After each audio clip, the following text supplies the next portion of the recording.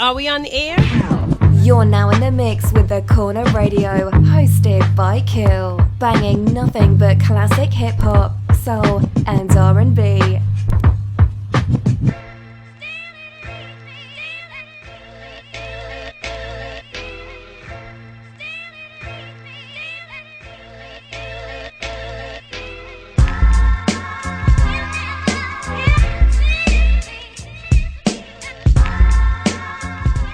What's good?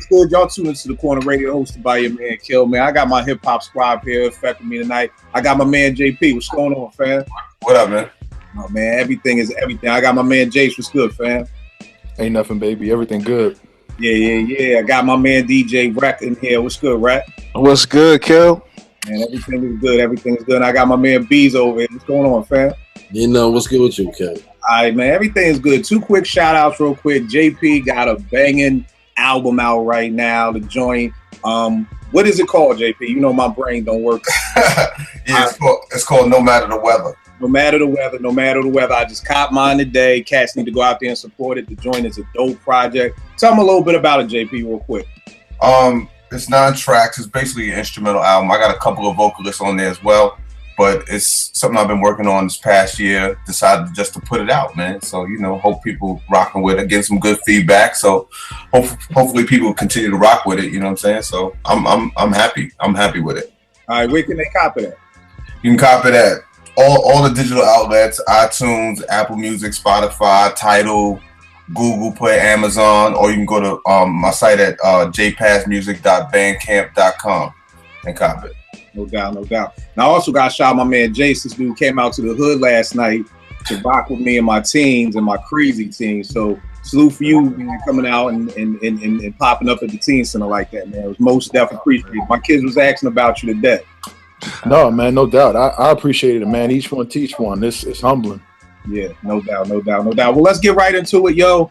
We talking about our top 5 dopest producers in order from 5 to 1. I'm interested to know Beezo, this is my old head. This dude, when I first started making beats, him and his people kind of took me under their wing and showed me things on the ASR and the SP12. You know what I'm saying? Rec makes beats. My man Jace, he's getting started in the making beats right there. You know, we already talked about his instrumental album, and me and him got connected when we both got the ASR around the same time. So I'm really interested to know who makes whose list, and more importantly, why. Because I'm thinking most of us are going to have some of the same people, maybe not in the exact same order, but I'm sure most of us are going to have some of those people on our list. But I'm more interested in knowing why. So, JP, we're going to get started with you, B. Who is your number 5 producer and why? Man, number 5, I would have to go with Pete Rock. Okay. Pete Rock is probably the producer that influenced me to probably actually start making beats, because around the time him and Pete Rock and CL Smooth was coming out, that's when I was really starting to get into making beats and trying to get equipment. I was buying records before I had equipment, you know what I'm saying? I was collecting records and going to like different studios or people I knew, like my man Roots or Beezo or You Kill, like, yo, you know, how do I work this? How do I do this, that? Like, you know, I had the records, but I ain't had the equipment. So Pete Rock was that first dude where I was so like captivated by the beats, man. It was just so incredible how he would have all these different sounds and samples in one song, and it was just crazy to me. So he was the one that really influenced me to get into making hip hop at first. Yeah, definitely. So I got to go with Pete Rock at number 5. All right, bet. Jace, who you got at your number 5 spot? At my number 5, man, I got Hank Shockley, Bomb Squad. If y'all know a little more than I do, but now getting the beat making, I'm thinking as I listen to a lot of people's stuff, and they always stuck out to me, Public Enemy, what they did with Cube, when Cube left NWA. But if I'm not mistaken, they were using tape back then. They weren't using beat machines. Correct me if I'm wrong. Nah, for a lot of their joints, they was still using tape. So to be able to do what they do, layer samples the way they did it, man, to me it's mind-boggling to this day. Yeah. I hear you on that. I feel you. Greg, who's your number 5? Man. Whew. All right, so my number 5 is Eric Sermon, man. Okay. I mean, the first thing I put down, the longevity. for 5 years straight. You figure with EPMD from 87 to 92, man, it didn't matter what EPMD did, it was tight. Nobody was messing with that. You know, you had cats still trying to copy that to this day and are extremely unsuccessful. I put down as far as his influence. I mean, for a lot of us East Coast cats, if our parents weren't playing some of those samples that he had, you might not have known what it was. He was one of the cats that was not sampling James Brown. He was sampling funk, soul, rock. I mean, if it was tight and he found it, it was over. He found a way to chop it to where you had to think about what it was. Then you figure Hit Squad, Def Squad, that time period, he was lacing them with stuff. I mean, his longevity from 87 to at least 03, 04, Eric Sermon was creditable. You know, he was somebody that if you went to him and got a track, he was gonna be all right. You know, he's my 5. I ain't mad at that. And the one thing that we're gonna probably get into this conversation later on about it is just the definition of what a producer is. And what I mean by that is, there was this magazine called Big Daddy, like back in the day, out of the UK, and Bismarck basically was like, "Yo, I produced EPMD's first album because I gave Eric all them records." the ill part about it is that you have a lot of cats, and we'll get into it later on, how a lot of people are like, "Well, I brought the records, so I really produced it." But that's going to be another conversation. That's another good one we're going to get into. But, you know, definitely I feel you on E Double, man. To me, one of the most slept on producers, you know. Yep. That's why I put him in there. Yeah, banger after banger. He slept on. All right, B, who you got number 5? You know, it's funny. Like, if you would have asked me this like a year ago, I would have said somebody else. I would have probably said that nigga Bink. Right. But in the past year, I can't front, man. This cat, man, this nigga Knots, man. Yo, Man. Yeah. Yes, sir. Yes, sir. Yo, one night I was making a beat and yo, I was loving this shit out there. And I had my head nodding, about to fall off my shoulders. I happened to jump on Instagram real quick and came across some shit. I just turned my foot off, went to bed, man. Like, that nigga's a monster. You hear the new shit he chopped? Yo, oh my God, man. And then because of that, I started going back and listening to all his little projects and stuff. Mm-hmm. I'm just like, damn, it ain't like he just started doing this shit. He's been doing it for a minute. You know what I mean? But a lot of, you know, the audience may not be fully aware of his catalog, man. But Knots, that nigga has crept into my top 5 best producers of all time. For real, I can't front of the cat, man. That's all I can really say is Knots. Word. If you don't know Knots, I please do yourself the favor and go research the cat, man. Because I know y'all know, but Knots, man, that nigga's ridiculous. Ridiculous. The funniest thing is, almost just like you, man, I stopped listening to Knots on Instagram.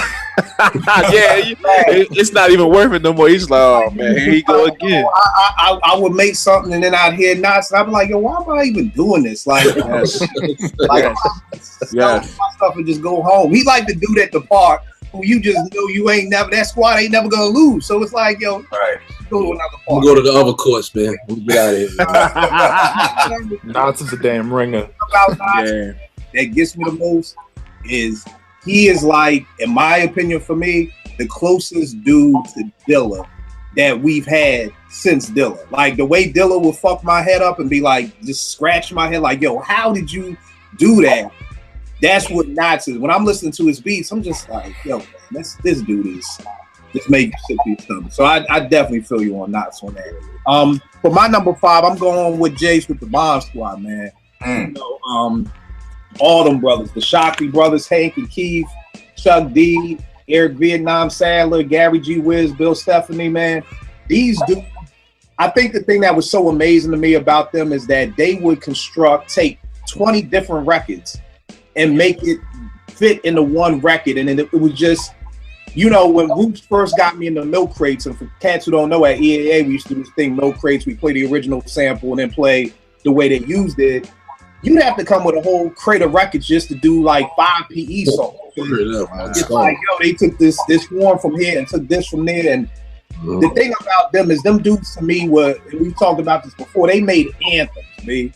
Like the summer of 87, I think every car in Philadelphia was blasting Rebel Without a Pause. That we used to call Terminator X because we ain't know the name of it, but they were blasting that.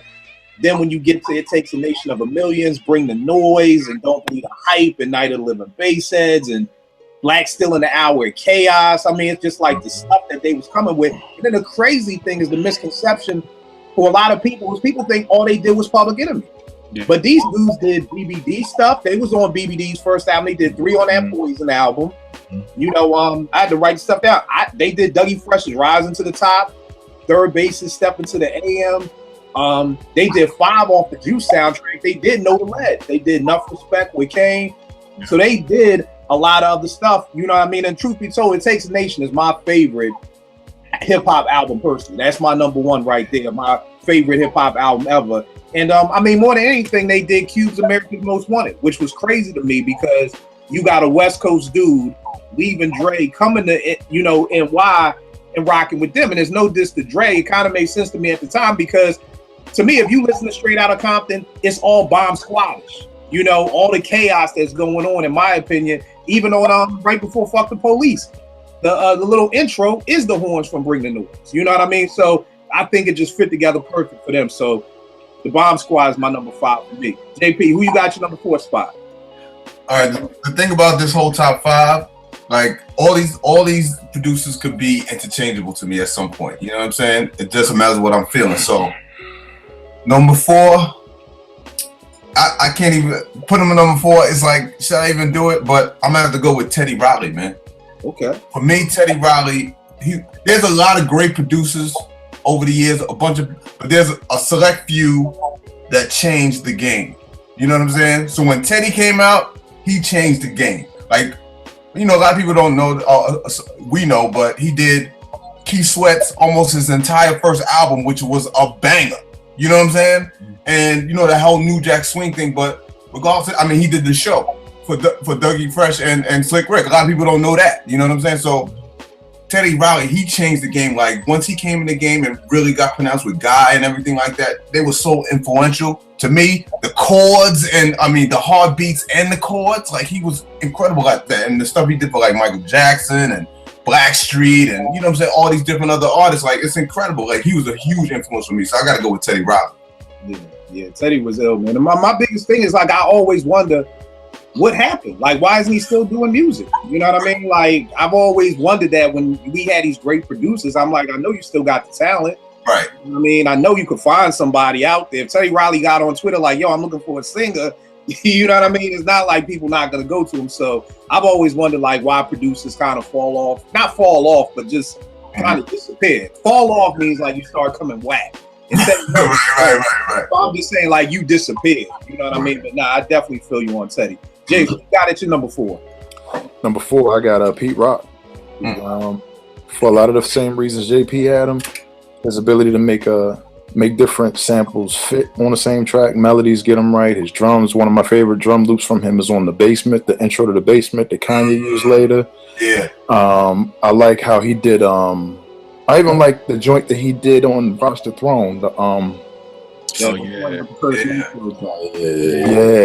like that. Of course, the Shut 'Em Down remix, the original Juicy. He did the original Juicy for Big. I think that was on his demo. That B-side. Yeah. Soul Brother. Soul Brother, no. Right, who you got your number 4? Man, number 4, man, is Q-Tip. I put him there for his early Tribe influence, man. I remember coming home from Sixers camp and People's Instinctive had came out. Yo, I begged my mother to go on to Jamesway and buy me a $20 People's Instinctive, man. I still have that CD to this day, man.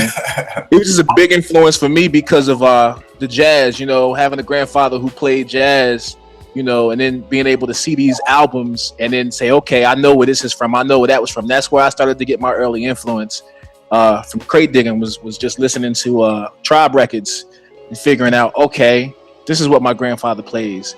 Oh, snap.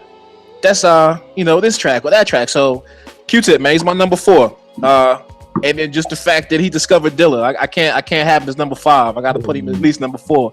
Anybody discovers Dilla, they at least gotta be 4 and up. I feel you. I think the funniest thing about Tip for me is that I think Tip's name would ring more bells more if throughout all those Tribe albums, it said produced by Q-Tip. Yeah, Right. he did that being a team player, and I understand it and I get it, because he didn't come to it with like a producer's mind. He came with it with like, yo, these are my guys.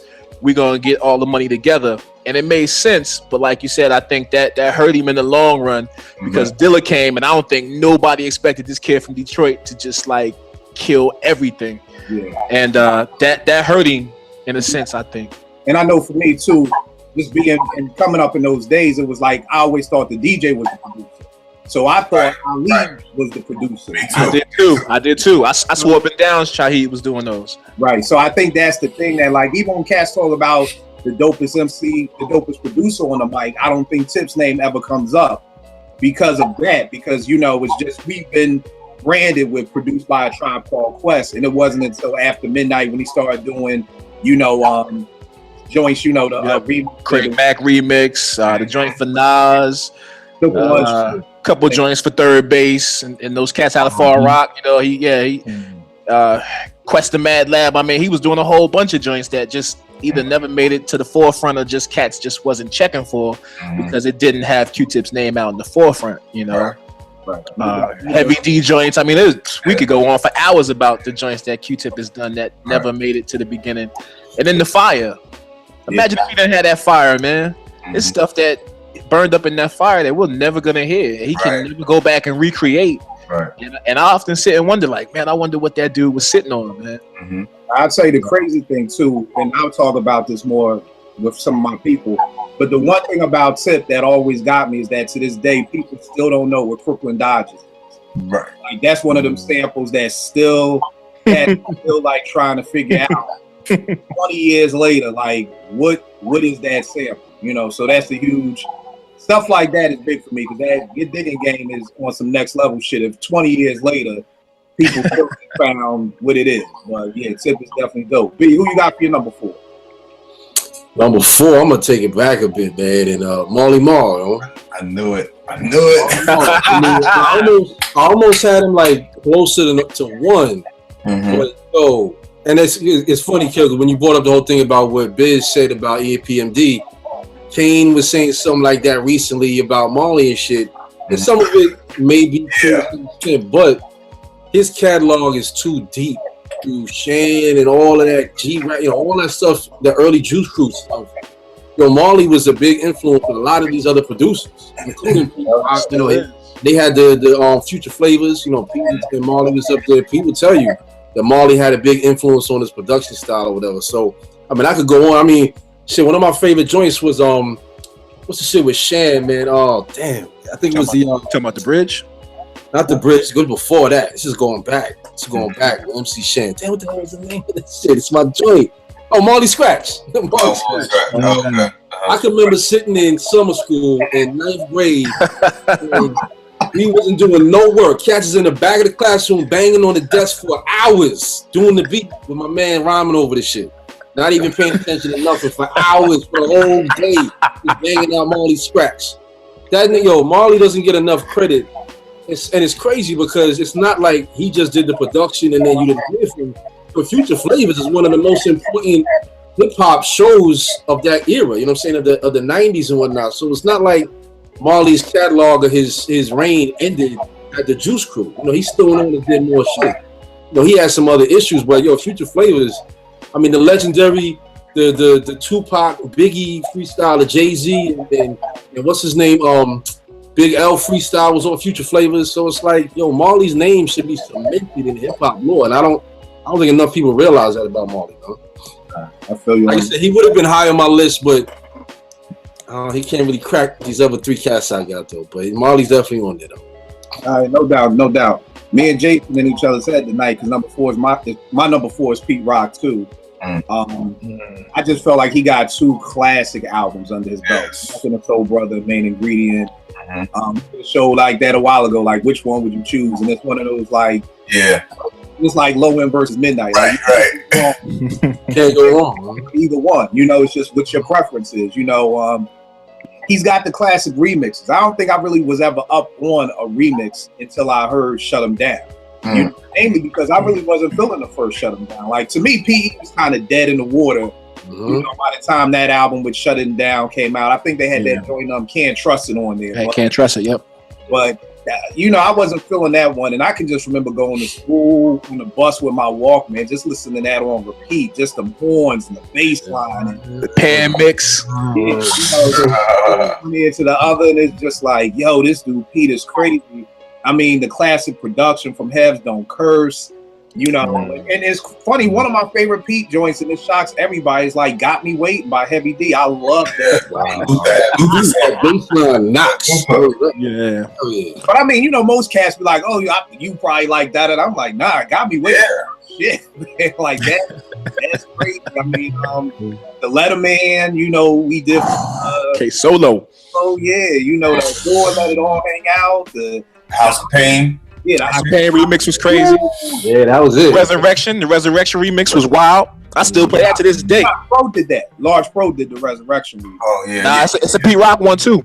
Okay, I ain't never hear that joint. I'll put it on the next joint I do. Yeah. But the Can't Stop the Profit. Woo! Time. I just got the instrumental. Time I could say somebody remixed the Premier beat, not like their joint. Yeah. Then the Premier. Yeah. Stop the Profit remix was crazy. The Pastor Mike remix for the youngsters was dope. Ooh, pulled that out. You know, just him coming up with the echoing horns, with the multi pitch on the SP12. And the thing that always gets me with Pete is he's the one producer, in my opinion, who's like synonymous with a piece of equipment. You know what I mean? The SP1200 is this book on the SP1200, and it's crazy because they didn't interview Pete for it. You know what I mean? They interviewed his engineer, they interviewed everybody else. And the funny thing is, reading through this book, everybody from Ski to everybody said, I wanted the SP12 because I saw the back of the main ingredient. Yes. And it was like, if that's what Pete is using, I'm getting on. What I'm using. You know what I mean? And it's the sad part is like, you know, if this was now, Pete would have been the poster boy for the SP12. You know, with now, you know, cats having that, but like, I don't know anybody else who's like synonymous with a piece of equipment and digging. When I think of digging, I think of Pete Rock first. I think of records. I think of Pete Rock. I don't even think of DITC first. You know, I'm thinking of Pete Rock with records. And then on top of that, I mean, this dude basically invented the way to filter bass lines. You know what I mean? Like, I mean, keep in mind, most of the stuff Cash was doing was a mistake. He said it was a mistake. He was just over Eddie's house messing around with the S950. And he, you know, realized he could filter it. But I mean, yo, Pete is a monster, man. Pete is a monster, man. And them drums, man. Them drums. Oh, Pete's drums are crazy. So that's my number 4. JP, who's your number 3? Oh man, this is it's starting to get tough now, man. I'm gonna go with Tip. I'm gonna have to go with Q-Tip, man. Because, you know, all the things my man just said, but I feel like, you know, plus, you know, me being from Queens, he was from Queens, and I was like, wow, man, this dude, and he didn't live too far away from me. And, you know, I used to go by his house every now and then because my cousin lived he lived in a 2-family house. He lived upstairs and my cousin lived downstairs. So I remember just, you know, I met him a few times and he seemed super cool. But then, you know, when he started doing more of these beats and you know, from Mob to Apache, Gangsta Bitch, and, you know, like you saying, Crooklyn and all these, I was like, yo, the snares be hot.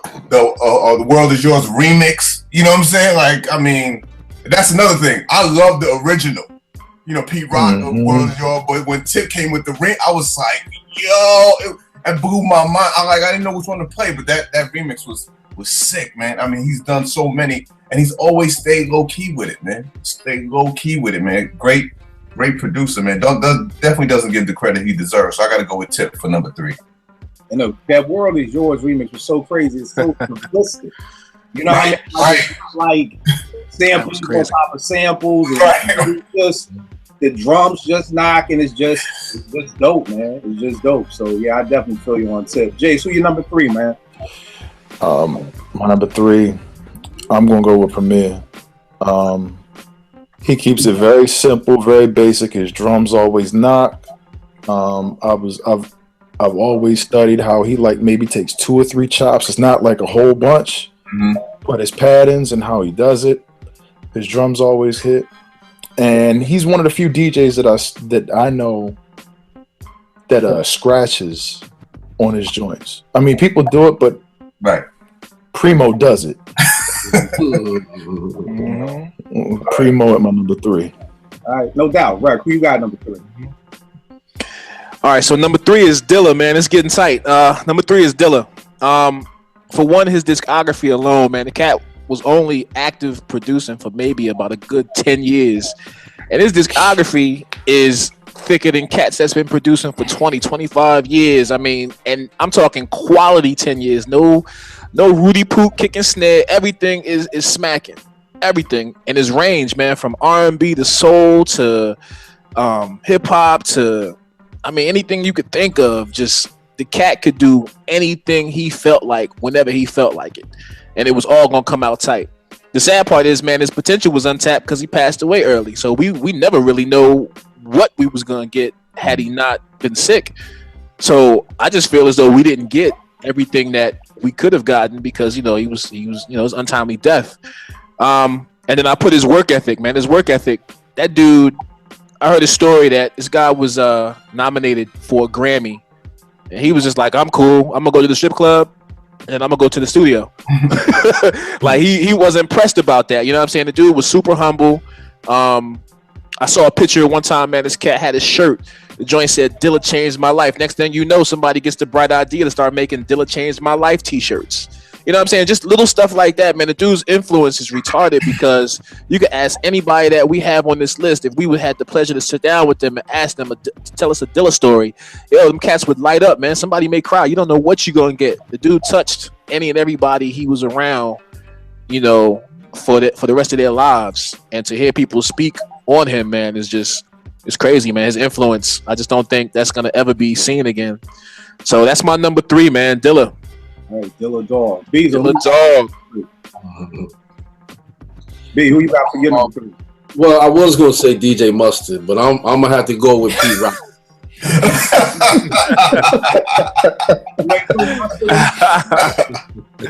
I mean, y'all all touched on all the points for Pete, man. But obviously, for me, it's a little different, from the Vernon and all that, and seeing him before he became Pete Rock. I mean, he was just doing mixtapes around the Vernon and shit, DJing at Eddie F's crib and all that stuff, doing parties.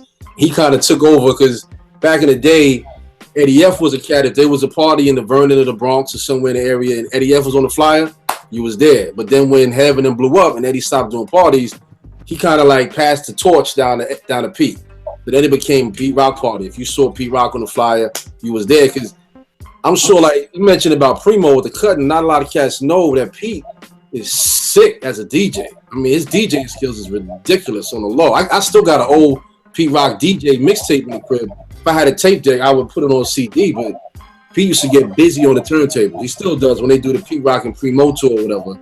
But what you said about the filter shit, to me, that's what sets Pete apart from, while his newest stuff may not be on the level in terms of popularity and notoriety, whatever, as the old stuff, Pete did shit that's gonna forever be a part of making beats and making music. Because there's R&B cats that use that same shit from time to time when using samples. Now you got cats filtering, using it as an effect with drums throughout a song. When you hear the drums filtered out and it comes off as the song fades in, and that influence, Pete has a part in that. You know what I mean? And he did other things as well that nobody else really can claim. You know what I mean? And whether it was by accident or on purpose, just the fact that Pete figured out the SP's 3-second sampling time.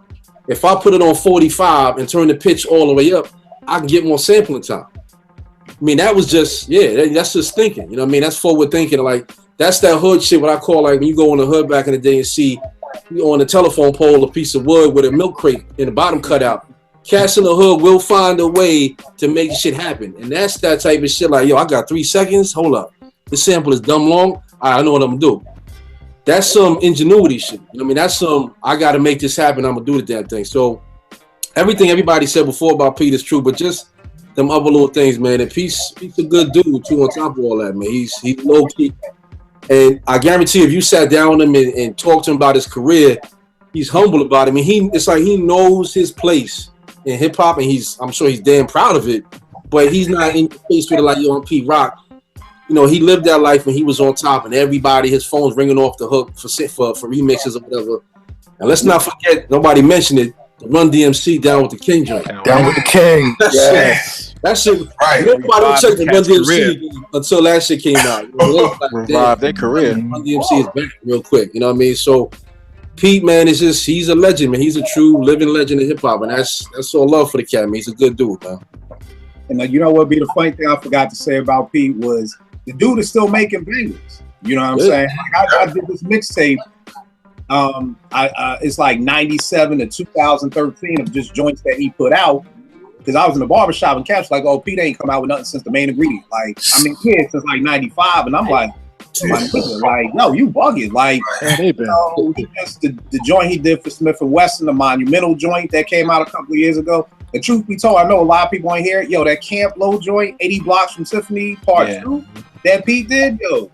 That's some beat. They got Camp Low got a song on with MOP on there that's bonkers. Like, I mean, so Pete, that's the other thing about Pete. He's still doing it, you know.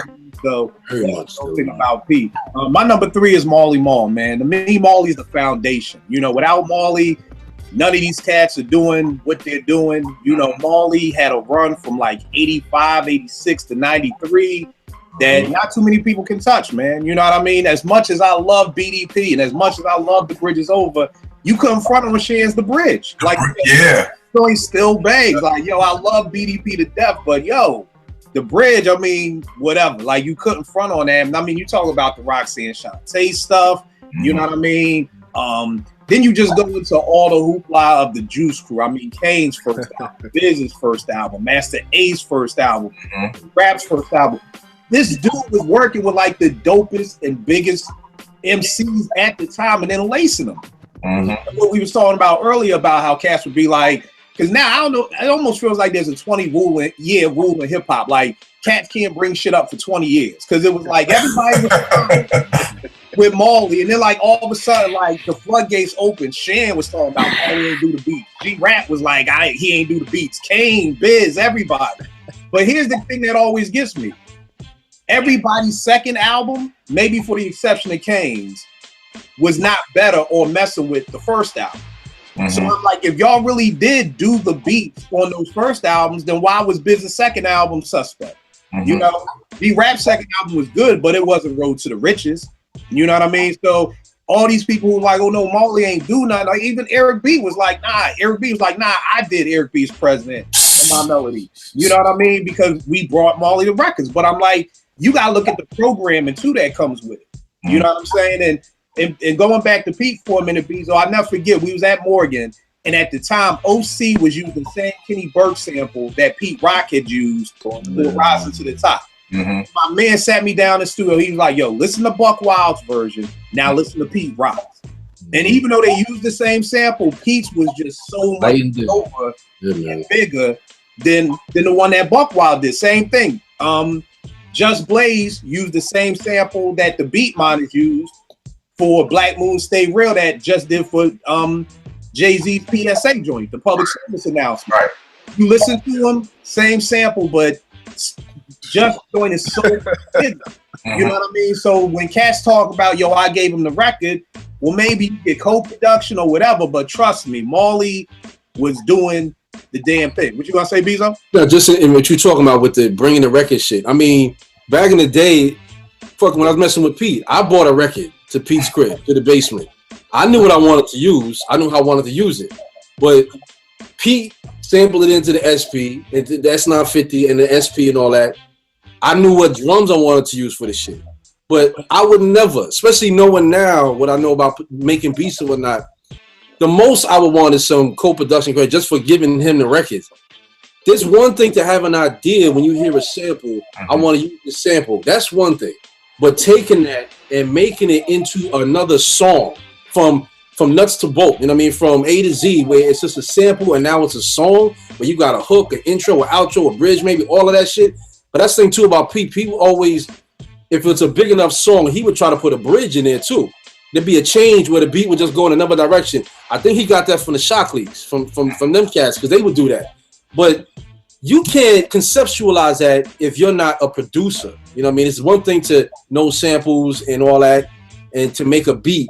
You can make a beat, but are you a producer? Those are two different things, man. And all them cats are saying that. It's like you said, the best evidence is the fact that when they left Marley, you know what I mean? When you left Marley, like all of a sudden, well, your shit, you was making all the beats before, but now when you're not with the cat, your shit ain't as hot no more. I mean, that's all the evidence you need. You know what I mean? That's not the shit on other producers they use after the fact, but I think Marley, and I know we talked about this, Kill, over, you know, a while back or whatever, about being together when you making music as compared to nowadays when you sending the track. You know, the something, the energy when you in the studio making the shit, you know, from A to Z or whatever. And Marley had that camp, man. You talking about G-Rap and Kane on the same team, dog. Two of the illest MCs back then. You know what I'm saying? And still, to me, two of the nicest MCs ever. And that was his cats. And the shit he laced them with, come on, man. It's not a mistake, man. Although Pete, to me, is like the king of the remix because of Shut 'Em Down, The House of Pain, a bunch of other shit. Even, I'll give him some credit for one of my favorite remixes. It's The Boy by Slick Rick.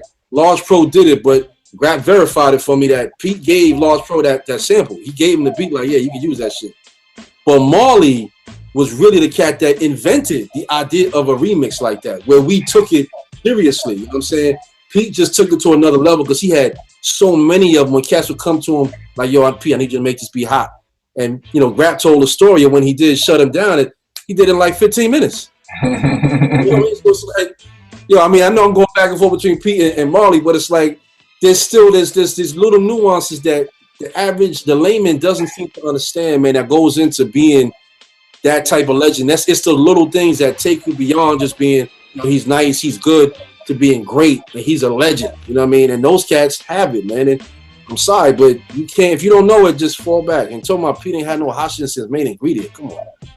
That's insane. I mean, you know, those are cats who like, they ain't hip hop heads, they just listen. Definitely not. Right.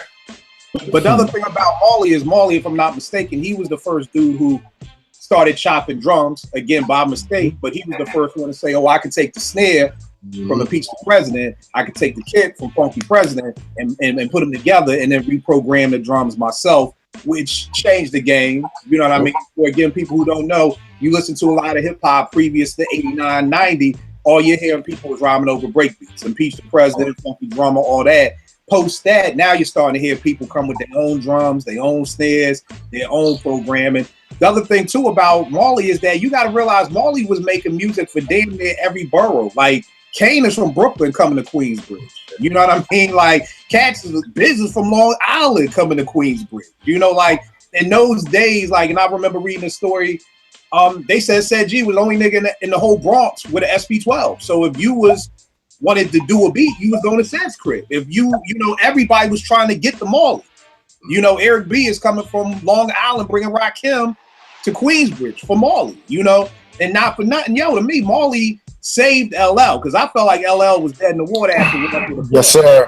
You know what I mean? But that Mama Said Knock You Out, and it started with me with that Jingling Baby remix. Yes, sir. That's what started Yes, it. Walking in the Sunshine. I mean, when I heard Booming System, I was like, everything on that was just a head scratch. Around the Way Girl, Cereal, Cheesy Rat Blues, you know, all that joy. Like, so Marley is just, man, again, he's the foundation of what so many of us still want to do today to this day. So, you know, Marley's dope. And if you've never seen it, go to Marley's YouTube page. He's got it where he's on the Renaissance, showing cats how he made Eric B as president, and showing cats how he made, you know, joints from back in the day. You know, Nobody Beats the Biz. I mean, come on, Nobody Beats the Biz.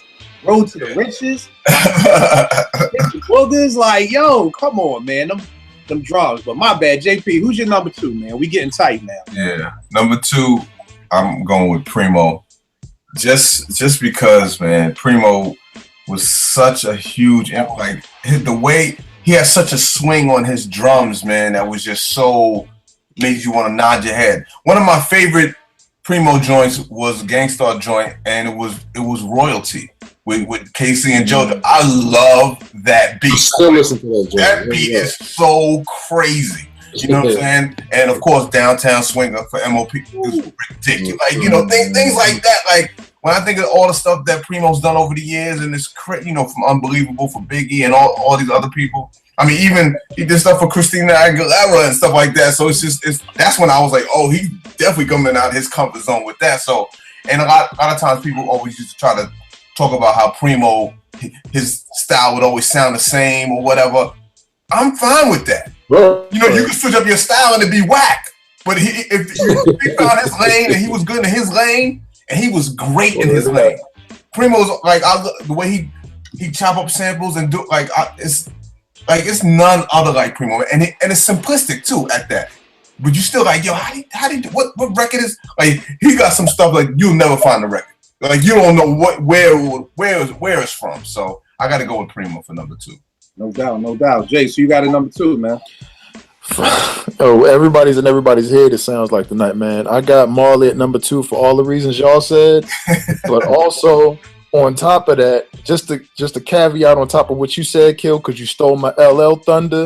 LL was dead and stinking until he came with him on the reverse. If mistake, correct me if I'm wrong, gentlemen, but I believe he's the first person to take a sample and reverse it. That air horn that you hear. It's not really an air horn. That's a reverse sample, and I forget what the original sample is, but it's just played in reverse. I don't know if he was the first. For the bridge, you're talking about, right? Yeah, for the bridge. I heard about that. I don't know what it was. It was something backwards. I remember him talking about it. I forgot what it was. Yeah. Marley's the truth, bro. Marley's the truth. All right, Rec, who you got your number 2, man?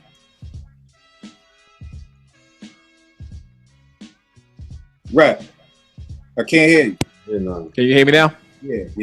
Yeah, my number 2 is Pete Rock, man. That Mecca and the Soul Brother. 8th grade, man.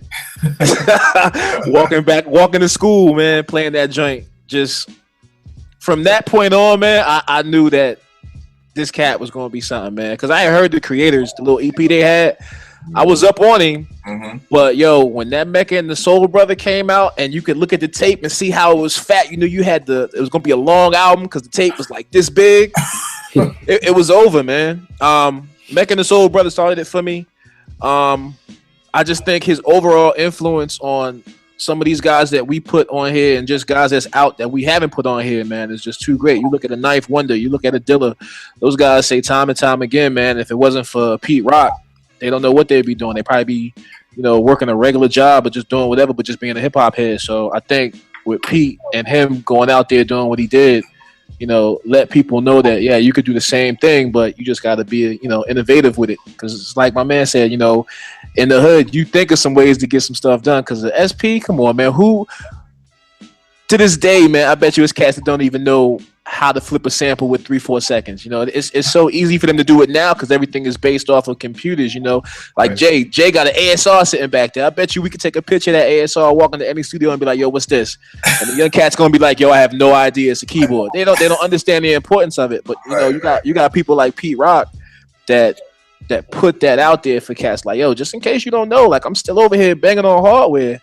I can go and jump on what you jumping on, but yo, best believe this is where it starts. And it's Pete Rock, man. That's my number 2. Right. And I just every time somebody say so, I remember something else. Yo, it's not a game. 12-inch. Yeah, that B-side was crazy. That was crazy more than anything, man. The Lots of Lovin' remix. Yeah, Lovin' was crazy. The remix, man, because I never liked Lots of Lovin', the original. I was like, it's cool. But when he came with that remix, it was just like, which side in the shoe 13, so I'm packing the boy wonders on to say like, Pete and the Soul Survivor albums, come on. Yeah, those albums are crazy, man. And then I forgot that about Marley. Marley, I think he was the first producer with one of those producer compilation albums, maybe Control Volume 1. Yeah. Which got you got to give credit to that. Like, I think the first dude who had, what everybody else is trying to do now. So, yeah, Pete Rock. Pete Rock had me checking for Max B, man. after that rolling, I said, yo, I need to find out who this cat is. Roll Joy was crazy, man. Yeah. I listen to Max B now because of that song, man. Yeah. I was like, Jim Jones, all right. You got me saying rappers I don't even like, yo, Jim kind of killed that joint. Like, and who can bring back the Fushnikins cat? Chip Fu. He brought back Chip Fu. Chip Fu ripped that drum. He did bring him back. Yeah, because Chip Food was in Brooklyn's on Flatbush somewhere in the beef patty. Next thing you know, this cat is spitting. Tell you, Right. Pete, man. You got your number 2, Beezo. It's funny because like 2 and 3 is really two. I can't even say it's still Right. it's a side number. Yeah. Man. It's primo, but real quick with Pete Rock, one other track that just the way it starts, it just as a hip hop head, when you hear this shit immediately, you know. And I ain't talking about they reminisce, but the joint "Who's the Man" off the "Who's the Man." Oh, yeah. That cut. Yeah. Oh my god, when you hear that cut, it's just, as a hip hop head, that cut like cuts into my soul. Like I hear that shit, like, oh my god. You gotta listen to that joint with some headphones. When that shit comes in, it's ridiculous, my dude. But it's primo, I mean, for the obvious reasons, man. I mean, one thing I always say about Pete, you know, my favorite hip hop song of all time is They Reminisce for a lot of different reasons. But probably my second favorite hip hop song of all time is Come Clean. And what that's talking about how Primo chops the joints and he take a sample where, yo, I remember listening with Shy in the crib, the old Meters album, and it was like we was cleaning up the crib and just playing the album and shit. You know, it's in the background, and out of nowhere, I hear something like, "Well, ho, wind that shit back."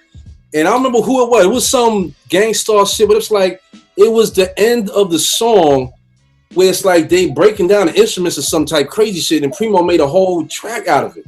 You know what I mean? Just like what he did for the Biggie joint, not Unbelievable, but what's the other shit, man? Talking about kicking the door? Yeah, kicking the door. 10 Crack Commandments. 10 Crack Commandments with the cut.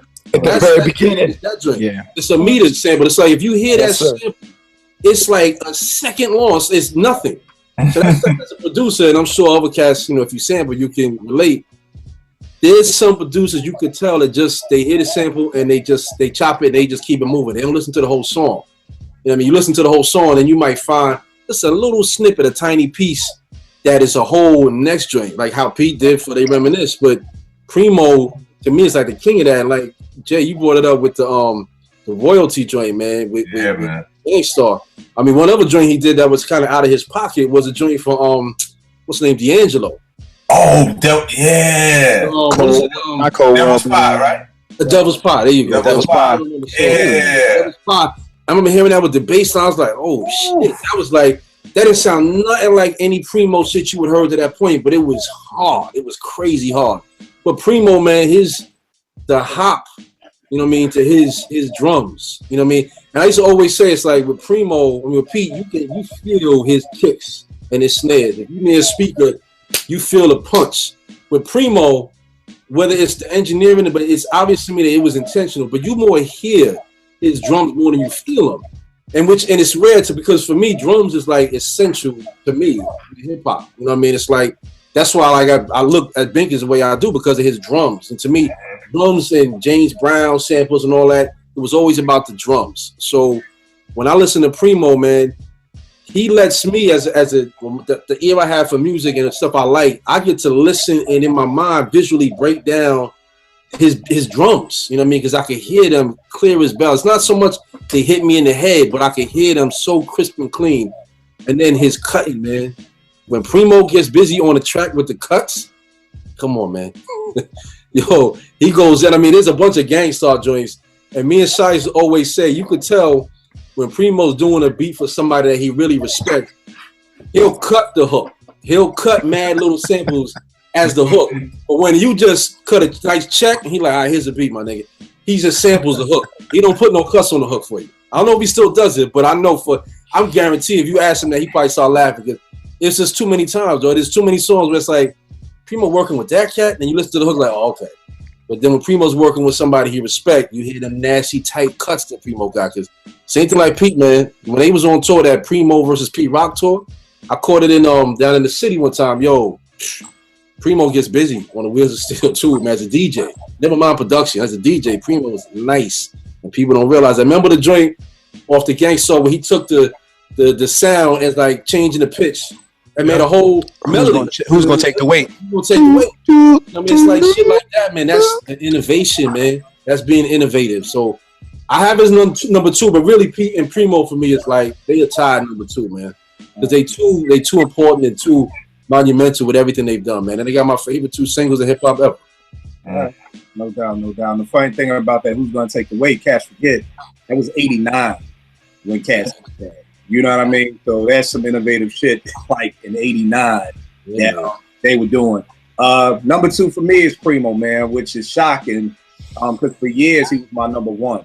You know what I mean? And I'll go into how to do Brody them for number 1, but I'm just like with y'all, like with Primo and my number 1 is kind of like Iverson and Isaiah Thomas. Like they both my favorite. Like in '88 when we lost to the Magic and the Lakers, so I love Isaiah, but then Iverson was shit. He was just Iverson, you know. So any given day, I may tell you either or, but number 1 with Primo, man, like JP was saying, I don't think any other producer had such an influence on me. Like, if we go back to my disc from the ASR 10, I was biting Primo style perfectly. Like, it was like a noise on every 8 bar. Okay, let's find the noise on every 8 bar. Like, he chopped like that. Like, I was a Primo clone. Like, and the thing I love about Primo, going back to what me and Roots would do with milk crates, here's the thing that puts Primo above a lot of other people to me.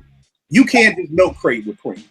Like, I've had people come over my house and I'm like, yo, listen to this. And they're like, what's that? I'm like, oh, that was Nas's I Gave You Power. Like, yo, I ain't hear it. Rewind it back. I rewind it back. Play it again. They're like, I don't hear it. With the like with Primo, I gotta be like, all right, let me turn on the MP. Let me there's not a whole bunch of just dropping the needle and milk crating with Preem. I mean, he's digging. I mean, 2, he's part of my second favorite hip hop group ever in Gangstar. You know what I mean? And just the stuff he did for Gangstar, just to get a rep, is personally my favorite Gangstar song. I love the stuff. I mean, when you really listen to Just to Get a Rep, and some of them joints off the Step in the Arena, dog, I mean, this is 1989. Like, we're going back almost 30 years, and these songs are still incredible. You know what I mean? Y'all already talked about it, his scratches. I don't think anybody in hip-hop history can scratch on a record as well as Primo. I'm not saying he's better than Jazzy Jeff or anybody. I'm just saying that whenever anybody else tries to cut, there have been times recently when people have had Premier just do the scratches on a song. He didn't even produce it. Yep. They're just saying, yo, come in and do the scratches for us. You know what I mean? So that tells you something. Another thing is, Primo was bringing rappers back from the dead. Like, yo, KRS was dead in the water. Nobody was checking for KRS-One like that after Sex and Violence and Edutainment. But yo, when Outta Here came out, Return of the Boom Bap, it was like, yo, back from the dead. Let's keep it funky. Nobody was checking for Rakim like that after that whole Don't Sweat the Check Technique album. When you heard that, yo, it's been a long time. It was like, no, he's back. This dude is bringing rap. This dude is Lazarus and niggas. Like, yo, I done took the why I made up a new word, Lazarus and niggas. I mean, you got Group Home, yo, which may be his best. I'm about to say that might be his best joint. Oh yeah. That might be of all of his work. That might be the illest Primo shit ever. A lot of people don't be like, still got that in the whip. Yes, I listened to that just yesterday in the whip, the whole album. So yeah, man, that to me is his best work. And we all know Malachi was not the most proficient. Yo, that's an understatement, Kel. That's an understatement. Trying to be nice, man. You know, the last show we did when we was talking about Total, and you said I was going in too hard. I'm trying to be nice now. So yeah, you know, he's not the most proficient MC in the world, but again, you know, that was on some old, he wanted to get him out of jail. The judge was like, yo, if you do an album with this dude, we'll keep him out of jail. But I mean, even with that Living Proof, the way it comes in with that Yesterday sample, like that's what I'm listening to, and I'm like, yo, that's the Beatles Yesterday. Like, but that ain't the Beatles Yesterday. Like, yo, who did this version of Yesterday? So, I mean, oh God. I mean, the thing I love about Preem, he helped introduce jazz samples to hip hop going back to '88 with Words I Manifest. You know what I mean? But he didn't get stuck in that jazz loop. You know what I mean? He was able to bring that in and then keep it moving with the rest of his stuff. People are still looking for samples from Preem. Preem. People, you know, have found Mass Appeal and found Nas's like, but being in digging circles, like those are like the holy grails of sample searching. Like, yo, and then when you hear the Big Jurors Mass Appeal, it's like again in the middle of the record. Like, you know what I mean? Like this dude is listening to everything. He's worked with the legends of, in my opinion, of two different eras. He did the Rakim and KRS, but then he also was Jay, Biggie, and Nas. You know, if I'm not mistaken, he was the only producer to work with all three of who I like to think of as the greatest MCs of the 90s, if not of all time. Laced all of them too. Yeah. You know, so it wasn't just like, oh yeah, I was on that album. So no. Laced. You know what I mean? I always tell people, I would have loved, if you asked me my hip hop album that I would have loved, 95 to 96 Primo and Biggie, just the whole album.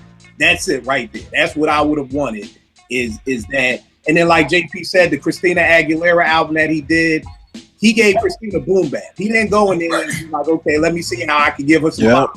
Like, nah, he gave her straight up and down boom bap, and you'd be shocked at how many people don't even know that he even worked with Christina Aguilera. That's crazy. Or even did that album. So that's my number 2. JP, now I'm intrigued. Who's your number 1, man? Like I said, this is all interchangeable, and I could change my mind next week, which I probably will. But I guess for number 1 for me right now represents where I'm at musically, and it's been an influence on me for the past, 10, 15 years, and I have to say Pharrell.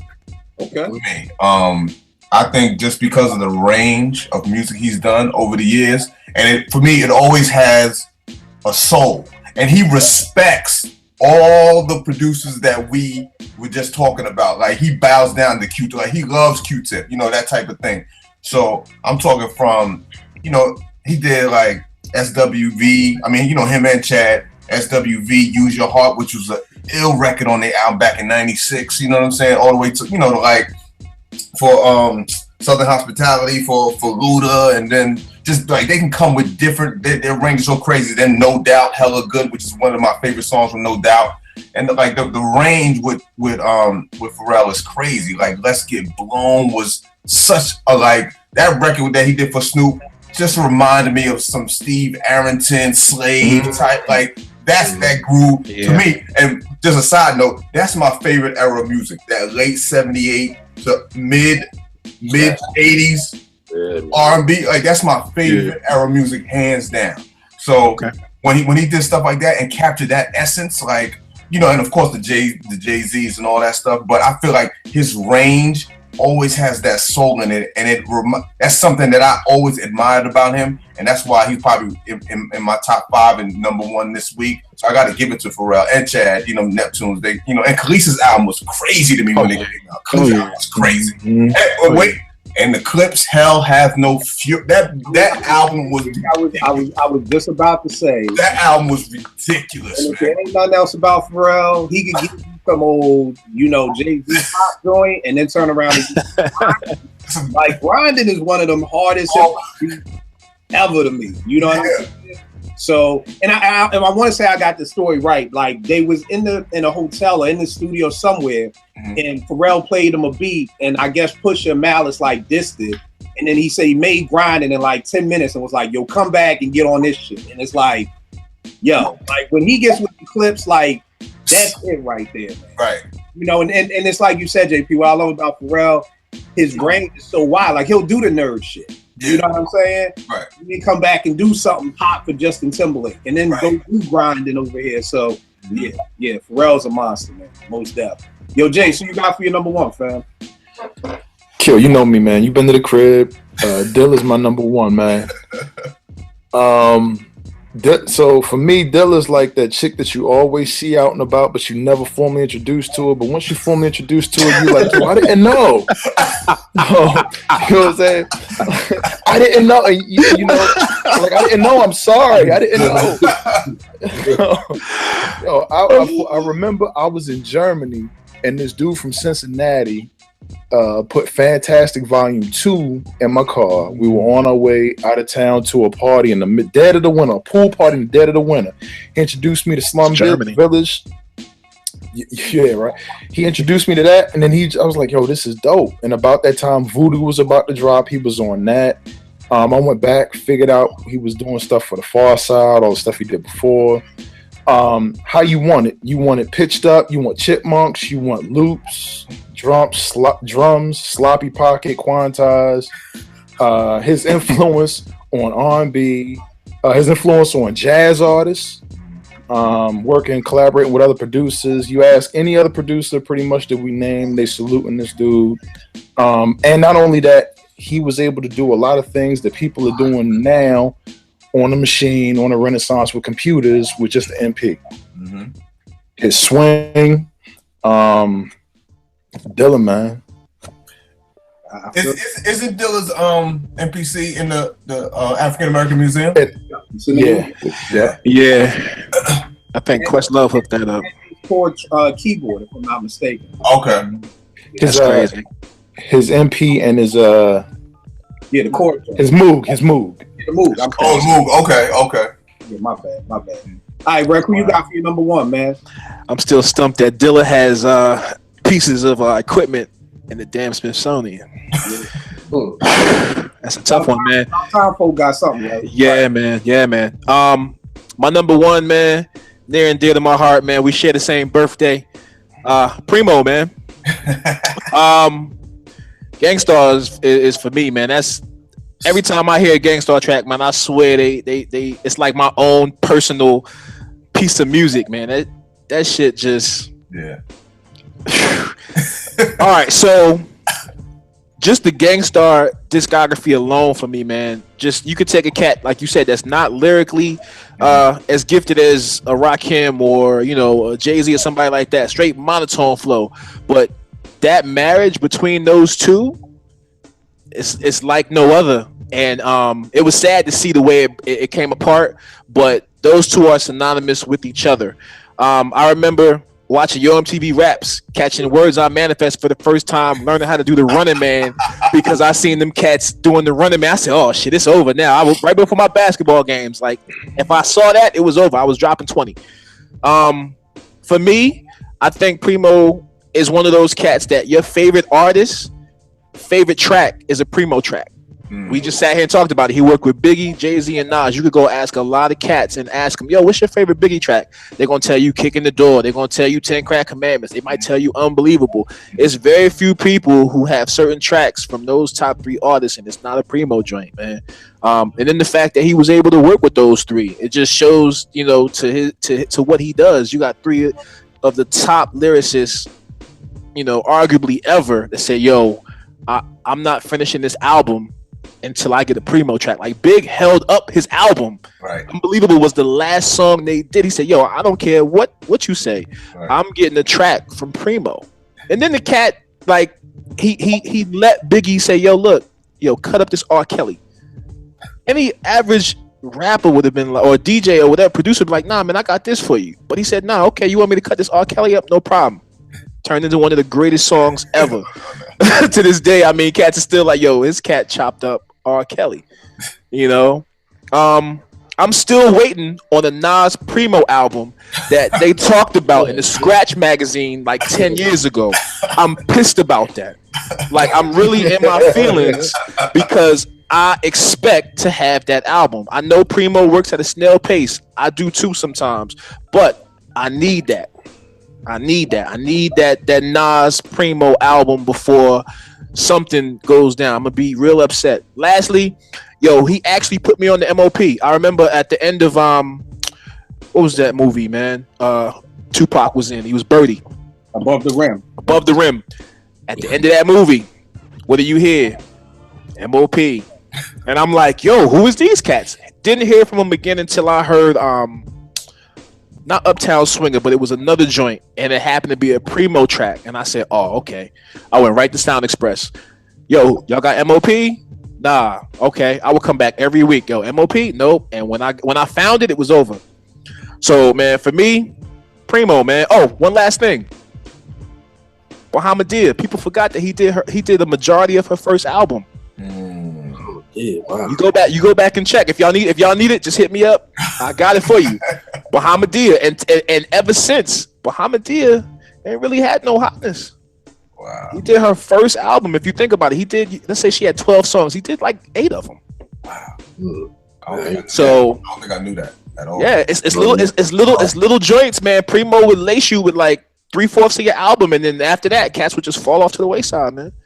So like you said with Group Home, I didn't know Malachi was in that type of trouble. I just thought he was just a cat off the block, just had that flair and just go ahead and record. I didn't know that it was either record this album or go to jail. So that for me, that gives me some insight on how things popped off. But it's like BZ said, man. That album, production wise, and like Jay was saying, I think that album cohesively, he could have given it to anybody else, and it still wouldn't have sounded like that. They just had the right amount of not so good lyrics and the right amount of good lyrics to where you'd be like, yo, this nigga Primo is really ill. Right. It made you mad that he gave those kind of beats to them cats. Yes, you know what I'm saying? But you still appreciated it because you was like, yo, he made them cats sound like winners. Right. To the point to where I was pissed off that when that second single dropped, I'm in our minds, I ain't even listened to it. I'm like, okay, it's Group Home, I'm copping it. No Primo, no nothing. So he was giving cats stuff that made you look for him as well as the artist. And when you didn't have Primo, it was like, all right, I'm gonna fall back from this artist until I hear something else. He did a joint with no, he didn't do anything with Edo. That's somebody else. My bad. I was about to jump out the window, but I feel you on that because even when he stopped rocking with J-Wu, it was like, nah, I'm good. Yeah. That's what I'm about to say. Yeah, that J-Wu album too. The J-Wu's first album too. That was one of Primo's first. Yes. The Sun Rises. Come on, man. It just he just had too many albums from other cats that you wouldn't have even checked for, like Afu Ra. Come on, man. The Body of the Life Force. He had like 4 or 5 joints on there that was sprinkled. Whoever executive produced it knew what they was doing. They put a joint over here that Beat Miners might have did. Then they hit you with 2 Primo joints, then a little no name cat, then 3 Primo joints. You like, okay, hold up, what's going on here? It just, his influence is just it's undeniable. And it's like you were saying earlier with Pete Rock and the SP. Those two go together. I think that Primo and the MPC, more so the 60, go together. That's the first piece of a car I learned on was a 60. And when I figured it out, I said, oh man, how in the hell was he doing this?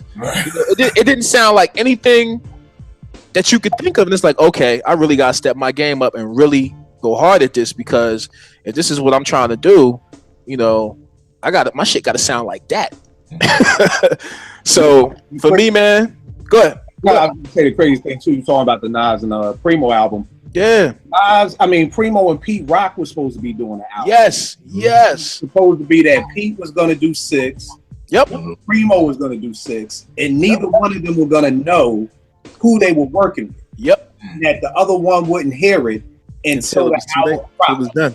You know what I mean? Yeah. I thought that was such an ill concept, so that Primo wouldn't know, like, oh shit, Pete got Deck on here, and Pete wouldn't know, oh shit, Preem got such and such on here, and so that's the joint. That's the thing I was waiting for right there. Beezo, yo, who's your number one, man? Real quick, I just want to add one song to JP when you talked about the Neptunes. Yo, one of my favorite tracks by your man Pharrell was the Sade remix. Yeah, the By Your Side one. Not a lot of people know that. On the 12-inch. Yeah. Cause yo, what you said before about, I think you were talking about Primo. One of them, like, it all sound the same. Like, what's wrong with that? Yeah. Just mention Sade, because Sade's one of the dopest R&B artists of all time, and she's always stayed in her lane. So why you gotta venture out? But that remix was completely out of pocket for Sade. Yeah. But it was ridiculous. That's one of my favorite remixes in any genre of all time. So I just want to put that out there. But hold on, B. It's funny you say that, because that to me is what made Pharrell really so dope to me. Because I'm like, yo, this dude. First of all, I don't think Sade has allowed anybody to remix it. Exactly. So the fact that she did that, and JP, I don't know if you ever heard this, but I'll send it to you. I got this mixtape where I got Sade over Pharrell beats. Okay. You know what I'm saying? It's bonkers, man. Okay, yeah, I gotta get that. I ain't even hold you on that. It's bonkers, man. Like, I love it, man. Everybody who I play it for, if you like Sade and you like Pharrell, trust and believe you're gonna like this mix. So I'll send that to you. But B, who's your number one? I'm probably surprised a couple heads on this, man, but I gotta go with my man Dr. Dre, man.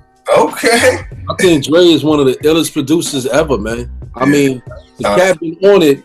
I mean, let's not forget, he started doing R&B. You know what I mean? Yeah. Right. Yeah. And he went on to make some of the hardest hip hop of in a certain time span. Never mind, he don't write his rhymes, all that stuff, whatever. Yeah. But just in terms of production, and sonically, sonically, it's like it didn't really hit me the level of Dre's production until And it was after the song had faded out of popularity, but it was the joint he did for Mary that I hate the hook. Oh, wow. Shit. But the music, the lyrics, if just somebody give me an instrumental of that, I'll rock it all day. But the lyrics just drove me insane with that hook. But one day I just happened to hear that shit with the headphones on, and I'm listening to the mix. You really listen to bass mixes. Oh my God, yo, his shit is so big, son. So big. It's like there's a joint off the Compton, the straight out of Compton joint. It's my favorite song, the joint with Anderson .Paak. All work or some shit like that. Day's work or some shit like that. I think the name of the joint. I heard a song recently. Somebody used that same sample. One of these young, new, coming up type cats, whatever. Nowhere near. It's not even like the other shit is whack. It's cool because the sample is hot.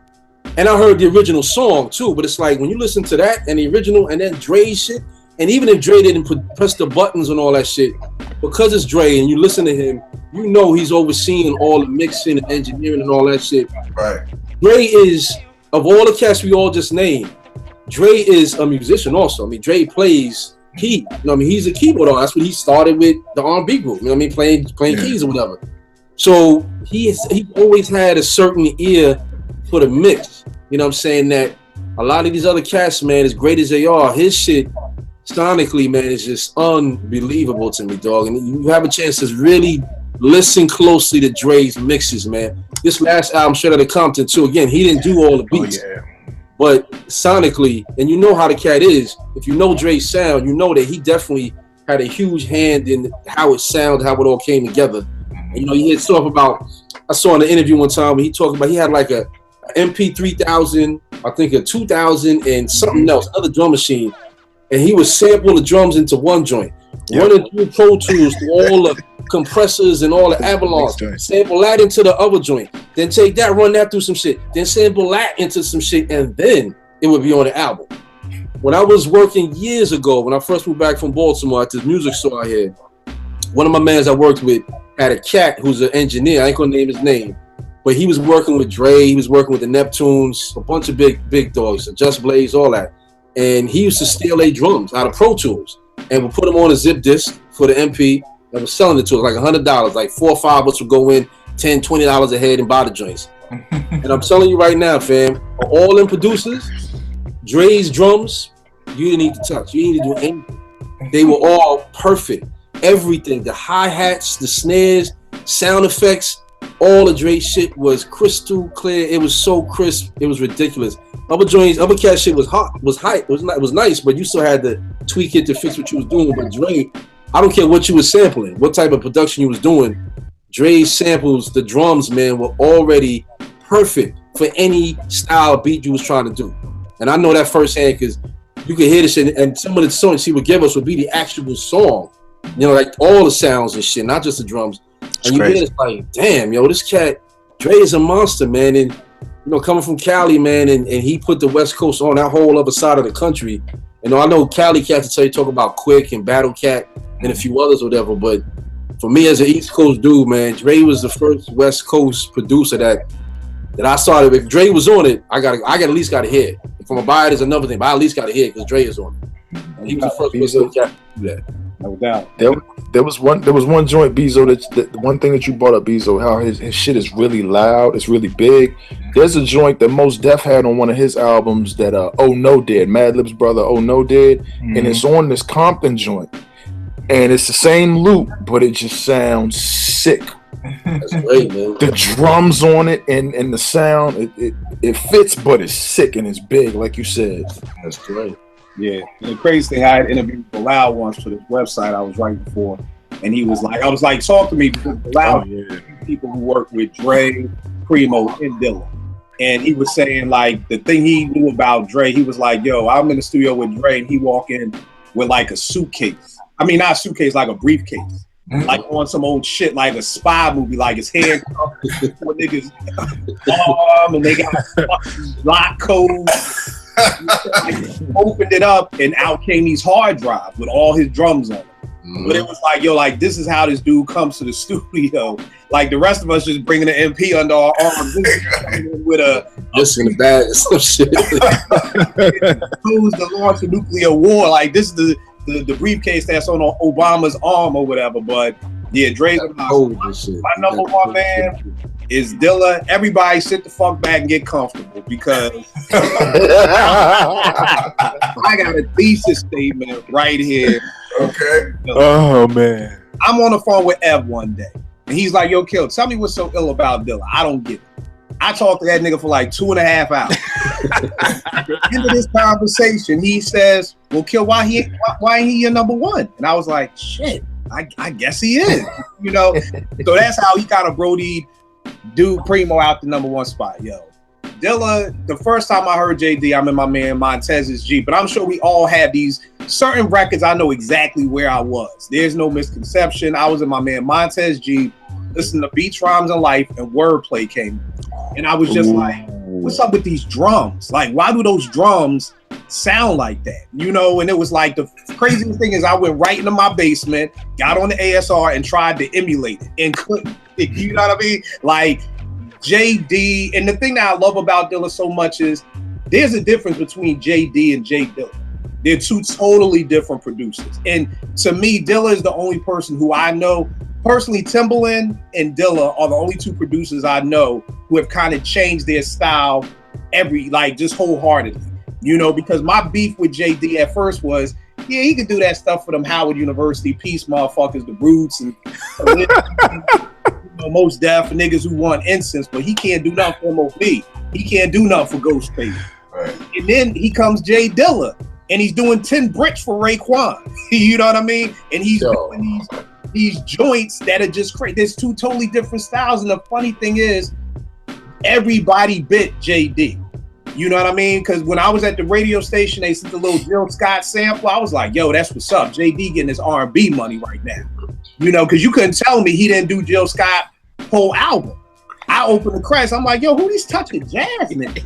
You know what I mean? Yo, this is all Dilla. And Quest even co-signed it. Quest was like, yeah, Jill wanted to rock with Soul Aquarians. We gonna go into that later because cats love to try to keep Dilla under their umbrella.